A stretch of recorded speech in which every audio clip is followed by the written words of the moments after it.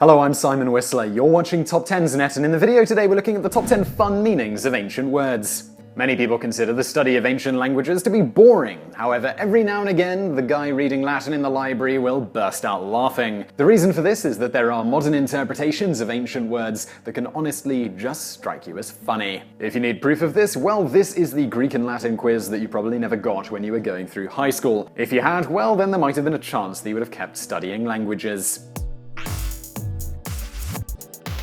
Number 10. Albus. Albus is a masculine Latin word that means white. So basically, the headmaster of Hogwarts walked around with a first name of White Guy. This is also interesting in that the fact Alba is the feminine version of the word white. So in theory, when you talk about Jessica Alba, you are essentially saying Jessica White Girl. Albus is also the root of albinus, which brings us to albino. This makes sense since albinos have the primary feature of being, well, white. J.K. Rowling was a smart woman to make Albus's last name Dumbledore, and not something more overt like Supremus. Number 9. Hysteria. Hystera is the ancient Greek word for womb and also birthed words such as uterus and hysteria. This is not actually a coincidence. For centuries, being hysterical was also called the traveling womb disease. As such, men could not suffer from hysteria.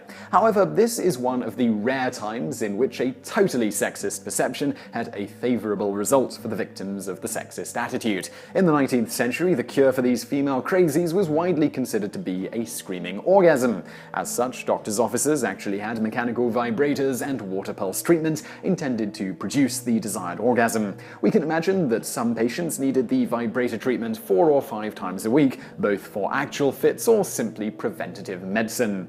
Number 8. Panther. The Greeks actually had a fair idea of how to tell you that this was a cat not to be messed with. Panther evolved from the Greek word panthera. Pan in Greek means all or of everything. Thera means harvester or reaper.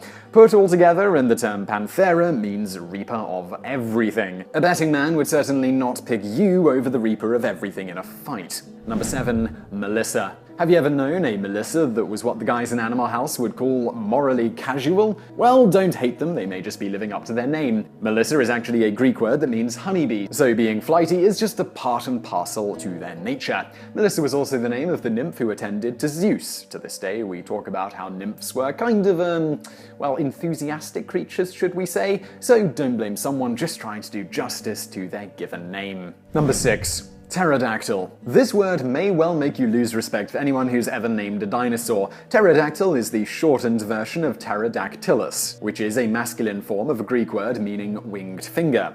Yes, that is the extent of the name. They found some bones of a wing with fingers attached to it, so the entire damn species gets saddled with winged fingers as a name. Rather than a terrifying beast, winged fingers sound like a dish that you would order at Hooters from some poor girl hoping to one day be a dental assistant. Number 5. Diphtheria.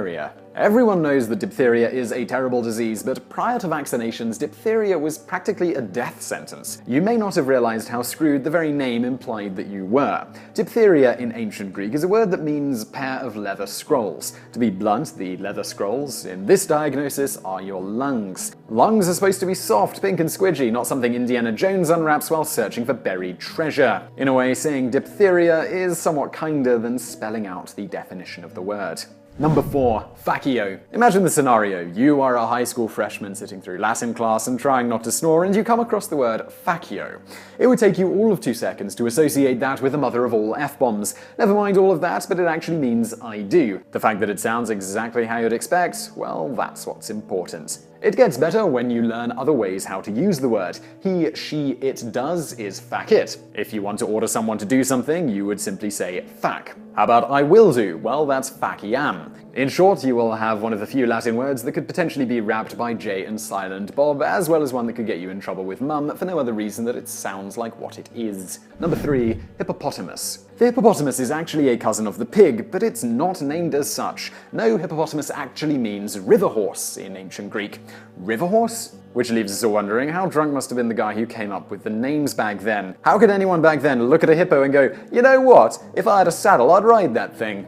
It's a good thing that college football wasn't around in ancient Greek times, because can you imagine someone trying to portray the fighting hippos with a sideline mascot of a river horse? College mascots can be pretty silly, but at least the fighting geoducks are represented by a freaking geoduck instead of, a woodpecker. Number 2.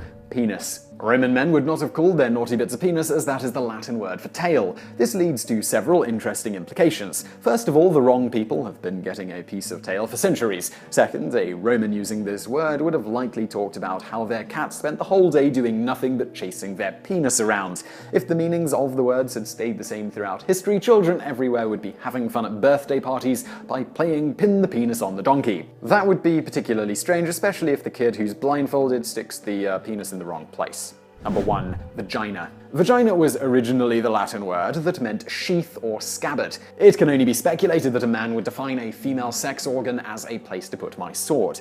Imagine being a member of the Roman cavalry riding into battle with your vagina flapping against your hips. There would have also been great skill in selecting your proper vagina for your sword. Obviously, you'd want a sword that could fill it completely, though the more the sword is in the vagina, the better it would fit. There would have also, of course, been great skill in selecting the proper vagina for your sword.